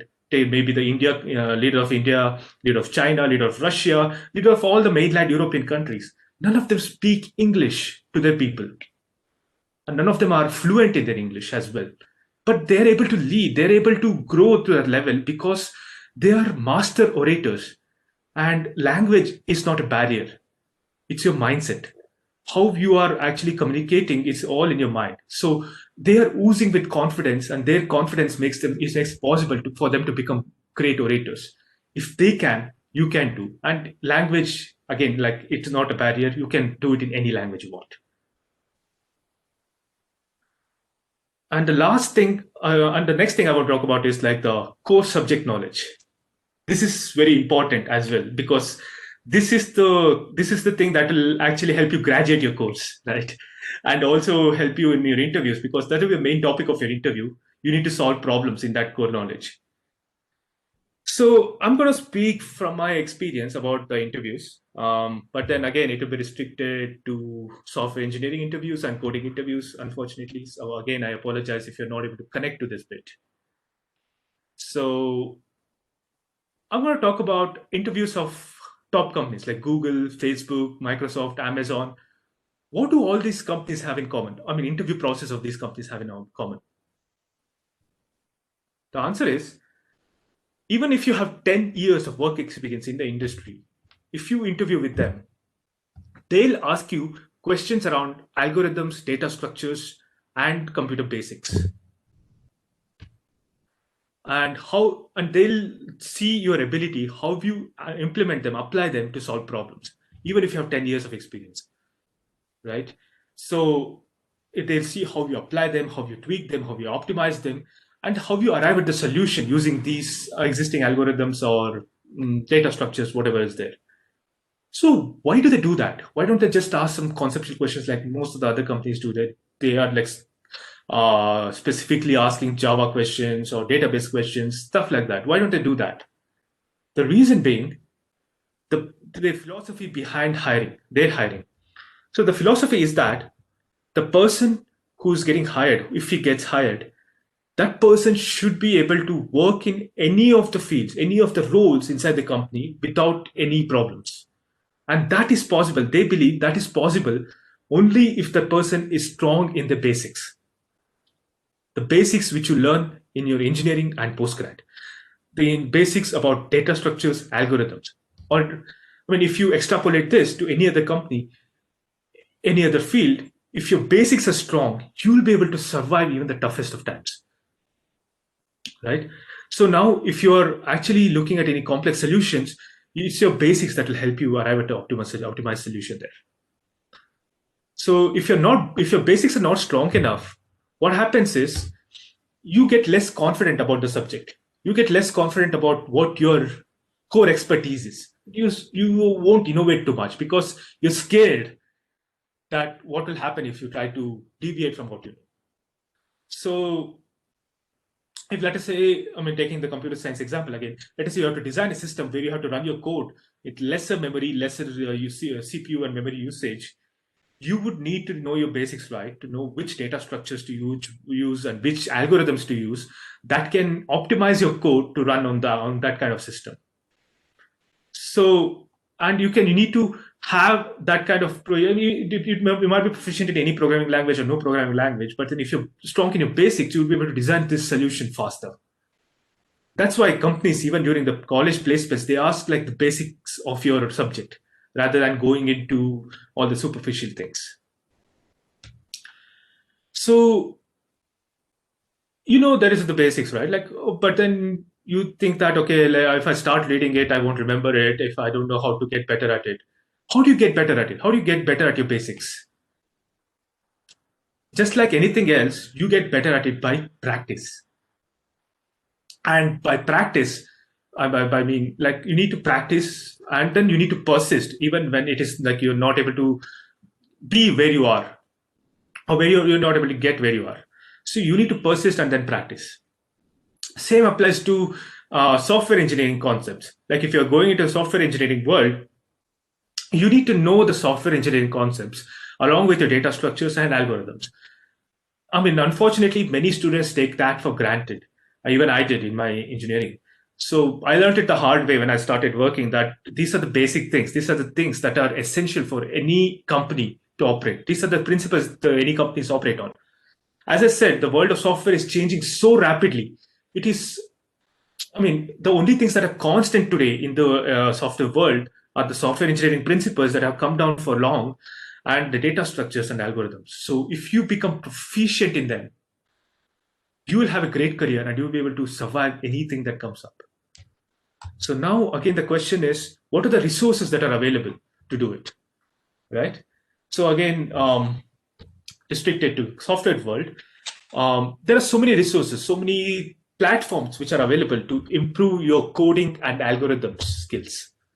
There are platforms like LeetCode, HackerRank. I don't know whether you've heard of it, but if you're not heard of it, you should get on it and start doing the competitive programming stream that they give.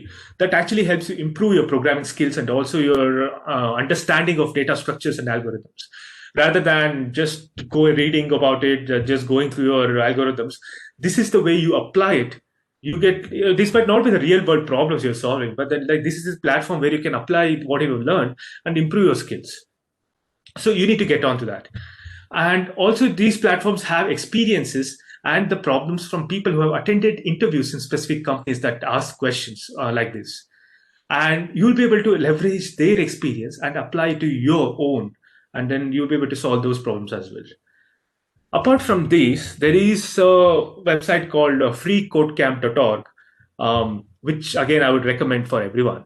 So this is a website, this is a free-for-all website with so many tutorials and courses sourced from various people successful in their field, in various walks of their lives. So all these things are there to learn their new technologies and learn coding skills. And again, this platform or any of these platforms are not restricted just for people from computer science. Anyone who is interested in coding, anyone who wants to learn coding, anyone who wants to learn programming, these websites will be helpful for them. And also there is an initiative called 100 Days of Code. This is an informal initiative. So this I discovered very recently. This is if you're on Twitter, or I think it's mainly on Twitter right now. So if you're on Twitter, you can just search for 100 Days of Code hashtag. So you'll see a lot of posts from people who are posting there. So what is this about? So let us say you want to learn a new programming language, right? Or you want to learn some new concepts, you want to implement some algorithm, or you want to design your own system, right? The problem that happens is motivation. As I said earlier, motivation or inspiration is very short-lived. So you need to get that motivation. You need to manufacture that motivation again and again to keep yourself going. So how do you do it? This is where the initiative like 100 Days of Code comes in. What this does is there are some rules of that initiative. Like the initiative is like you need to code for 1 hour every day for 100 days straight. I mean, you think, oh, that would be easy. Like 1 hour I'll take out for him every day and then I'll start coding. It is not as easy as it sounds. The problem again is motivation. How do you keep yourself motivated? So you can keep yourself motivated by keeping yourself accountable. If you don't know what accountable means, when you're actually accountable, you are going to do what you think, what you say you're going to do. Basically, what this does is it forces you to update on somewhere. Like usually, like through a tweet, it forces you to update. Okay, I've done this today, and I'm going to do this tomorrow. So that will keep you accountable, and also it will help you track your own progress. That way, there will be times when you are lacking motivation. That will help you manufacture motivation. Okay, if I do this today, I'll be able to accomplish this. That is the motivation you'll get. So that way, you'll be able to learn anything new faster and then in a more cleaner way. And another way where you can improve your core subject knowledge is open source. This entire world is moving towards open source right now. There's so many resources. So many companies are like open sourcing their projects. There's so many things that are open source. Like you take any of the things, right? Like Kubernetes or maybe Docker. Everything is like open source. So I think I don't have to explain what open source is. But then once you start contributing to open source, once you start looking into open source, that is a great teacher for you as well. It actually helps you a lot, or it actually helps you to learn how real software engineering in the real world is done. There's so much collaboration, so many things happening that will actually keep you updated and actually will keep you motivated to learn more. So yeah, with following these steps, these are few steps I mentioned. There are so many others. I could not list everything down here, obviously. So you can improve your core subject knowledge. And likewise, in any other field, there will be so many other resources available. You can explore that and improve your core subject knowledge. This is essential.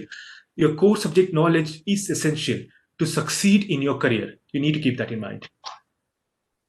Now, I would like to talk about some do's and don'ts of interviews. I have seen the interview room from both sides of the table, so I can give some perspective on it. First, do not let interviews define your self-worth. A lot of people make this mistake. They fail to clear an interview. They start thinking it's the end of the world. They start thinking, okay, I'm not good enough. Interview failure or success is not just about you. And failure especially is not about you at all. Interview is a process where companies look for a right fit for the position it has. So if you're not clearing an interview, it just means that you are not the right fit for that company, whatever they're looking for. Whatever they're looking for, you're not offering. That's all. There are so many other companies that are looking for what you're offering.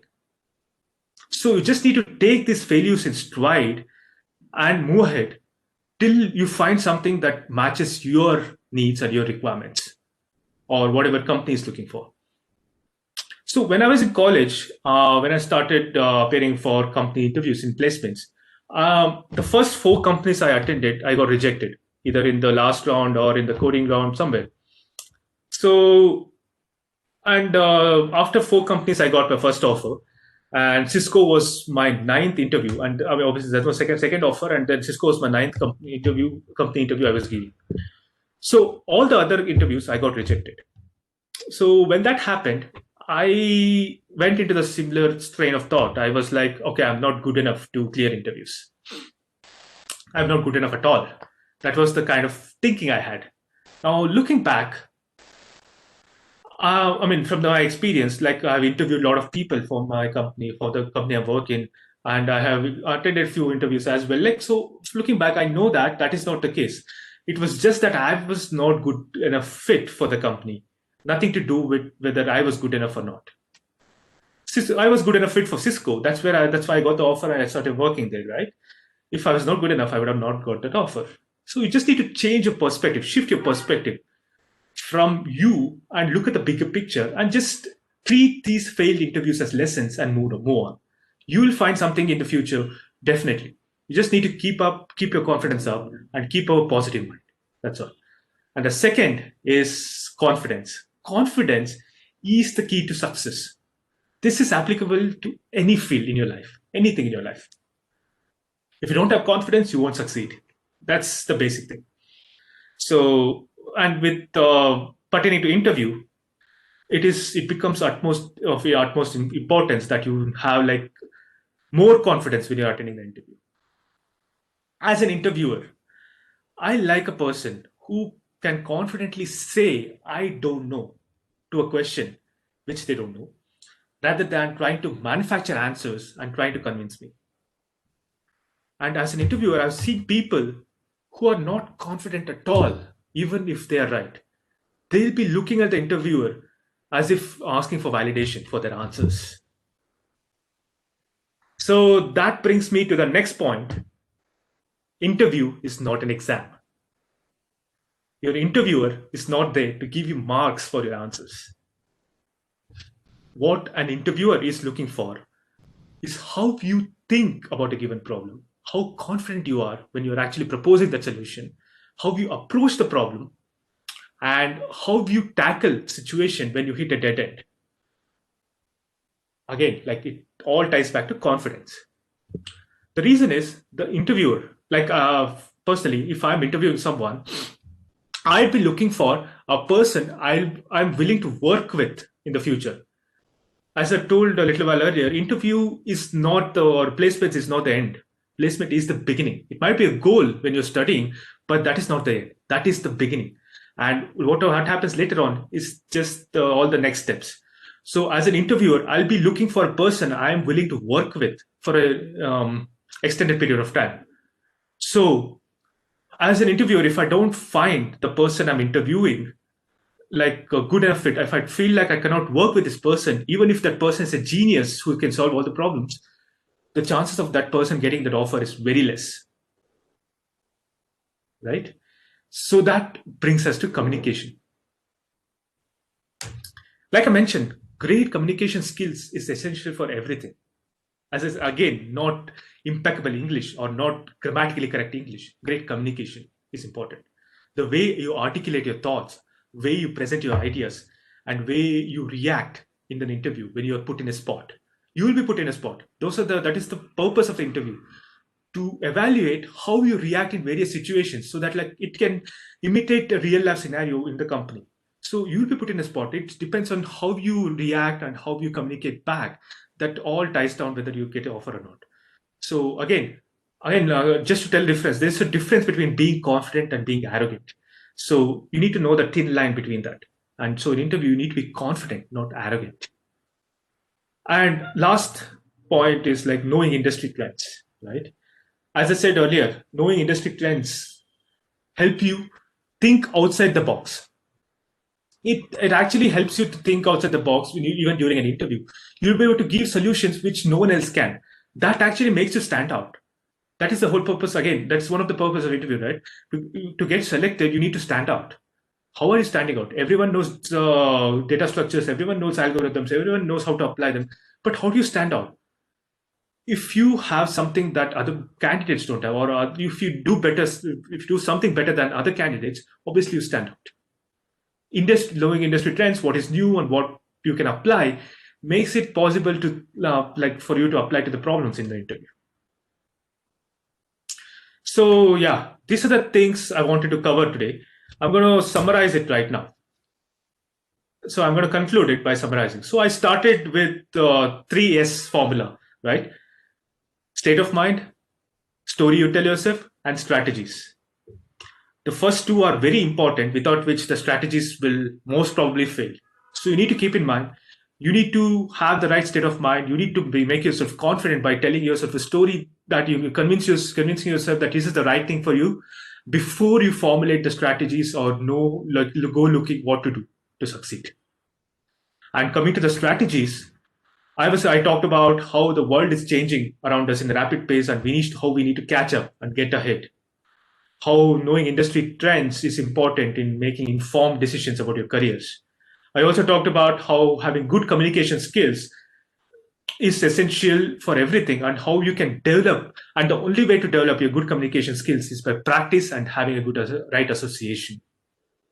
And also having core subject knowledge in your field is very essential. It's important, as important, or even more important than others, because your career depends on it. And how far you grow in your career depends on how well you know your subject knowledge.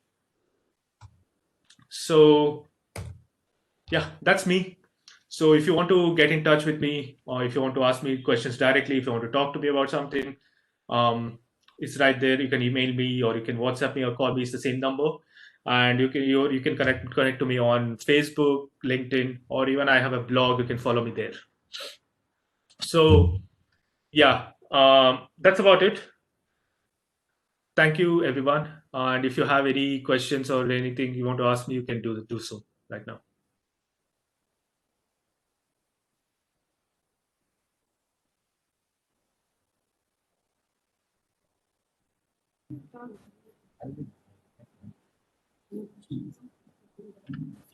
Any questions? Any questions? Any questions?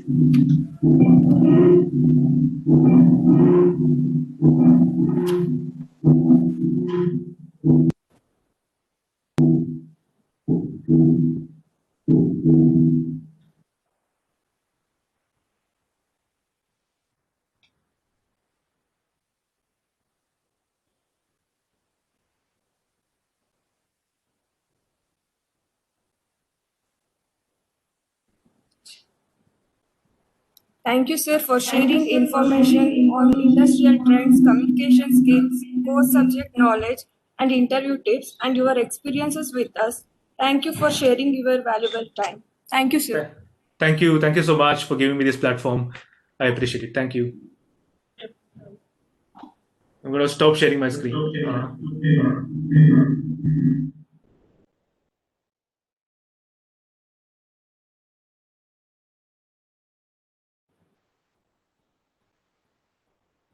After lunch break, participants are informed to join afternoon session at 2:50 p.m.